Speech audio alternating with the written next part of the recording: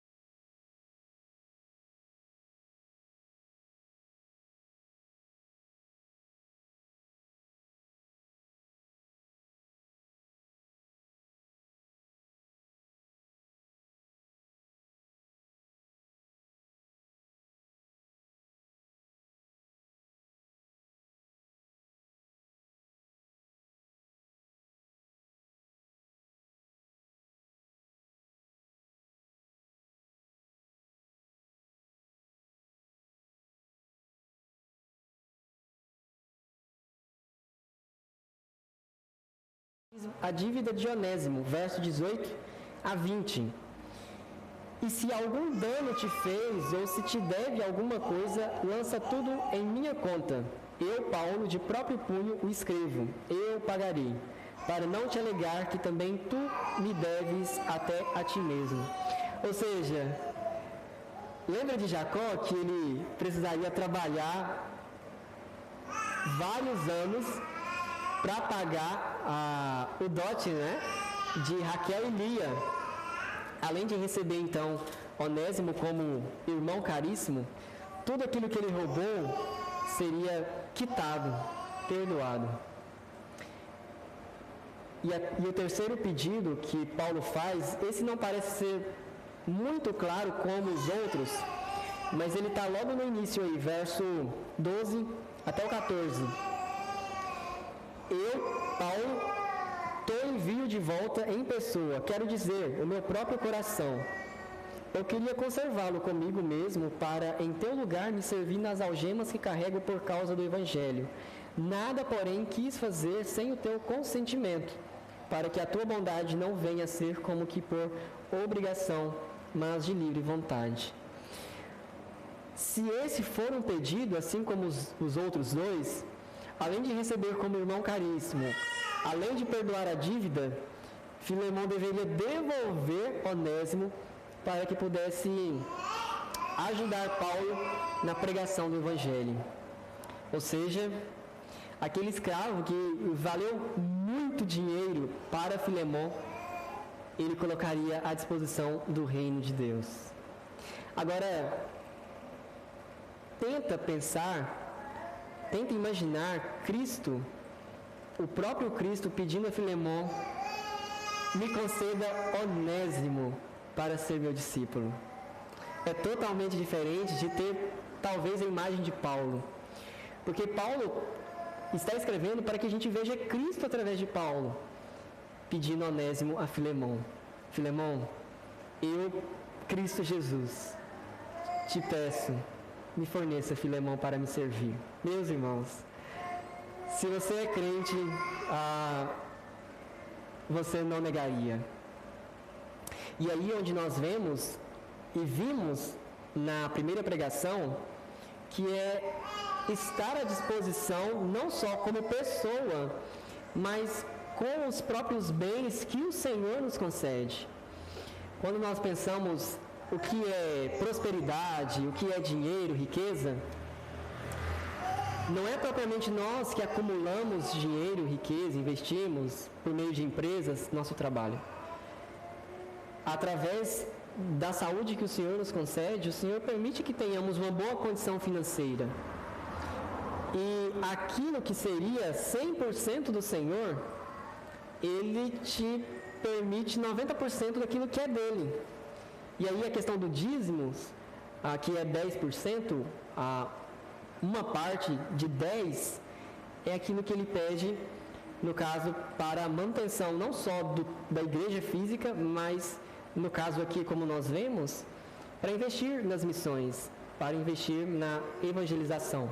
Por exemplo, a Igreja Presbiteriana do Brasil, de tudo aquilo que ela arrecada por meio dos dízimos e ofertas, se não estiver enganado, 55% é destinado a missões, quer seja no Brasil, com os ribeirinhos, com os índios, com cidades e povoados que são mais distantes, como também missões ao redor do mundo, e aí em qualquer lugar do mundo, seja para sustentar missionários, construir templos, reformar templos, mas tudo isso é destinado. E os outros vai para a manutenção de hospitais que a Igreja Presbiteriana tem, de institutos, de projetos sociais. Então, por meio daquilo que o Senhor nos concede, que seria 100%, Ele pede de nós, como dever, o devolver 10% para que isso seja usado em favor do reino de Deus. E aqui Filemão se coloca como alguém disposto, não só como pessoa, mas também através daquilo que ele possui. Novamente, por meio da autoridade eclesiástica, muitas vezes nós ouvimos casos de pessoas que sem nenhum motivo bíblico, foi, podemos dizer, coagido pela liderança da igreja a dar casa, carro, e isso causou não só tumulto entre os familiares que não são crentes, mas um próprio mau testemunho da igreja para a sociedade. Tanto que hoje, se você fala de igreja evangélica no Brasil, as pessoas fazem ligação com dinheiro, não é? Quando eu estava no seminário, várias vezes eu ouvi: você está no seminário para ficar rico, ganhar dinheiro? Não é esse o propósito pelo qual o Senhor nos chamou. Se for, e uma pessoa faça desse o propósito maior, o Senhor irá julgar. E o julgamento do Senhor é justo, né? Então, quando nós pensamos nos bens materiais, nós aprendemos aqui com a Bíblia que aquilo que o Senhor nos dá sabedoria para administrar, nós também precisamos colocar à disposição. Quer seja para dar uma carona, quer seja para ajudar alguma família necessitada. A gente não vai ter pessoas todo o tempo para ajudar, até porque muitas vezes essas pessoas não chegam a nós e nem nos irmãos. Às vezes a gente sabe de outra família, mas sempre há quem ajudar. Então, se você decidisse, por exemplo, todo dia eu vou ajudar uma pessoa, você vai ter todo dia uma pessoa para você ajudar.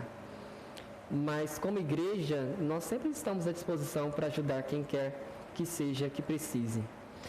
Então, sujeito à autoridade. E por fim, em último lugar, Paulo vai dizer que todos nós estamos sujeitos ao amor. Olha só o que ele diz aí no verso 9 e 10. Sim, prefiro, todavia, solicitar em nome do amor, sendo que sou, Paulo, o velho, e agora até prisioneiro de Cristo Jesus. Sim, solicito-te em favor de meu filho Onésimo, que gerei entre algemas.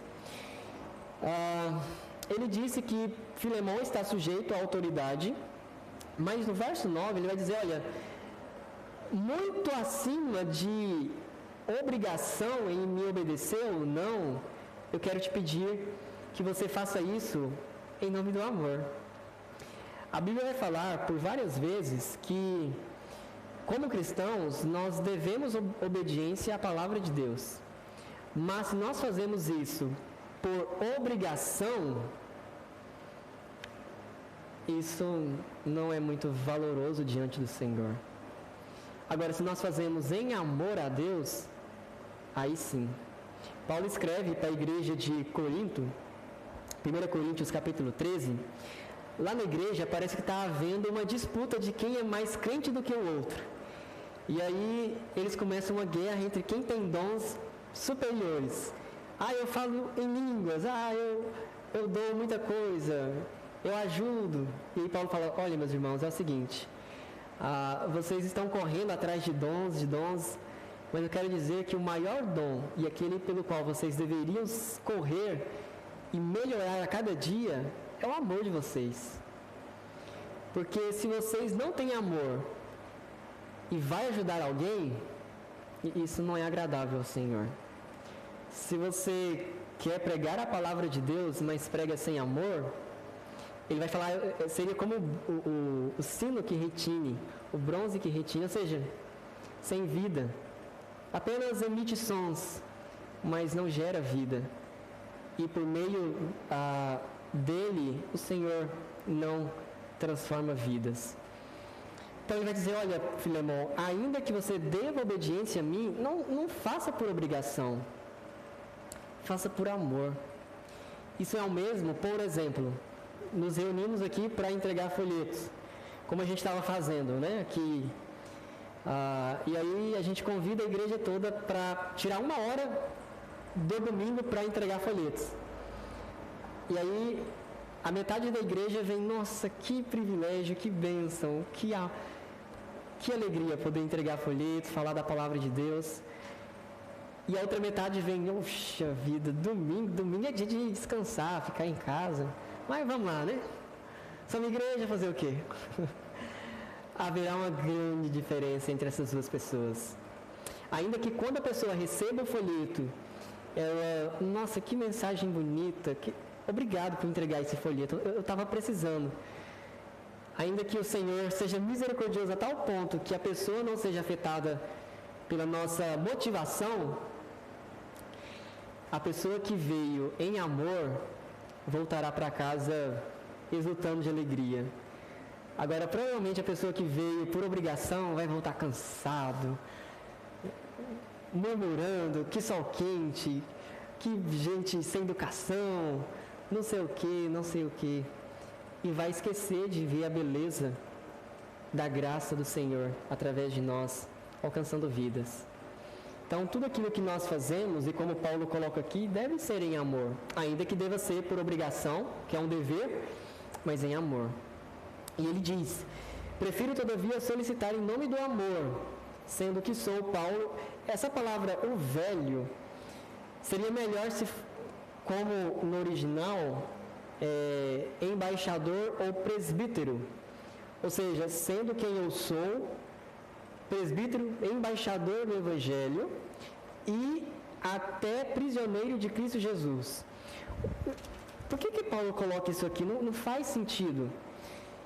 Ele dizer, solicito em nome do amor, sendo que sou, e ele começa a falar dele. Pode não fazer sentido para nós assim, lendo de uma primeira vez. Mas sabe aquela pessoa que fala assim, você precisa pregar o Evangelho. E aí a pessoa nunca pregou o Evangelho.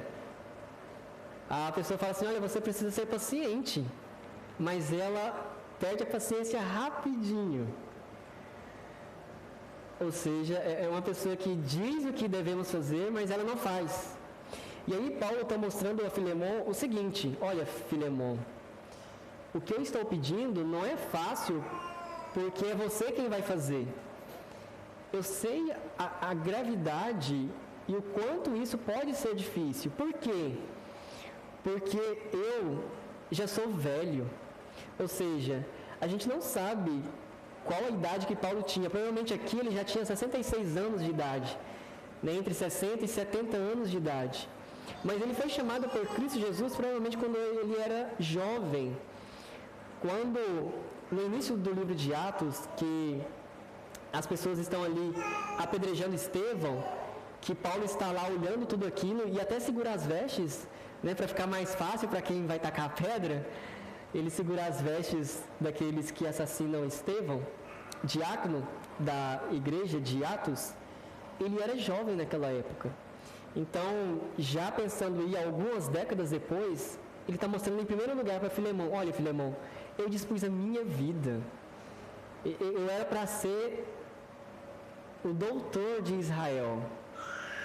Essa hora era para mim ter pós-doutorado, ser um rabi acima de qualquer outro, porque eu era ensinado de uma forma acima de qualquer outra doutrina e disciplina. Mas eu dispus a minha vida em favor do Evangelho. Cristo me chamou desde a mocidade até hoje, já velho, embaixador de Cristo. Eu continuo no caminho do Senhor por amor. E em segundo lugar, até prisioneiro de Cristo. Ou seja, os meus bens estão todos a favor de Cristo. Naquela época, e provavelmente em Roma, era Paulo quem custeava a prisão dele, porque naquela época ele poderia alugar um espaço para ele residir, continuando prisioneiro, e na porta ficava soldados romanos. A gente vê várias vezes, provavelmente a igreja ajudava a subsidiar esses aluguéis, né, para que Paulo tivesse a oportunidade de receber irmãos que vinham de outro lugar, escrever cartas, mandar. Mas ele sempre dispunha dos seus bens materiais. A gente sabe que a profissão dele era fazer tendas, e quando as doações da igreja não conseguem subsidiar ele a ponto de não precisar trabalhar, mas só pregar o Evangelho, ele começa a fabricar tendas. Numa parte do dia ele fabrica tendas e na outra parte ele prega o Evangelho. Quando ele começa a receber ajuda de outras igrejas, ele para. Mas se precisasse, ele continuaria. Então, ele está mostrando para Filemon: olha, eu não estou falando por falar. Eu sou alguém que fiz aquilo que eu estou pedindo de você e sei o quanto será uma abnegação dispor não só de Onésimo, mas até mesmo da dívida que ele tem com você. E aí Paulo então conclui dizendo: sim, solicito-te em favor de meu filho Onésimo, que gerei entre algemas. Paulo compreende a relação dele com Onésimo entre pai e filho. Por isso, provavelmente Paulo foi quem pregou o Evangelho. E o novo nascimento que o Espírito Santo concedeu ao coração de Onésimo foi através da pregação de Paulo. Então, ele está dizendo, olha, ele não é alguém conhecido, um cristão que eu preguei o Evangelho e que agora crê. Eu considero ele o meu filho. Eu considero ele responsável e por isso eu preciso cuidar dele e tenho planos para ele. Então, meus irmãos, como nós aprendemos, somos sujeitos ao desenvolvimento. Se nós não estamos desenvolvendo, pensando a vida cristã, a gente precisa avaliar e buscar o Senhor. Às vezes, a gente estava até conversando certo dia sobre essa questão de muitas vezes focarmos no nosso desenvolvimento físico, atividades físicas e tudo mais, nos aplicamos no nosso desenvolvimento intelectual, fazemos faculdade, graduação, e a nossa vida espiritual, pensando em nível de graduação, ainda está lá no ensino básico, lá no jardim, quando deveria estar já a graduações elevadas, dado, é claro, o período em que já somos cristãos. Então, somos sujeitos ao desenvolvimento, à autoridade e ao amor. Se nós não tivermos amor, tudo isso será em vão. Se nós não tivermos amor pelo Senhor e pelo próximo, tudo aquilo que fizermos como cristãos será vazio. Ainda que Deus nos use para abençoar outros, nós mesmos seremos vazios e desprovidos dessa graça que é poder servir ao Senhor. Que Deus nos abençoe, tenha misericórdia de nós e nos perdoe, mas também nos capacite a viver como agrada a Ele.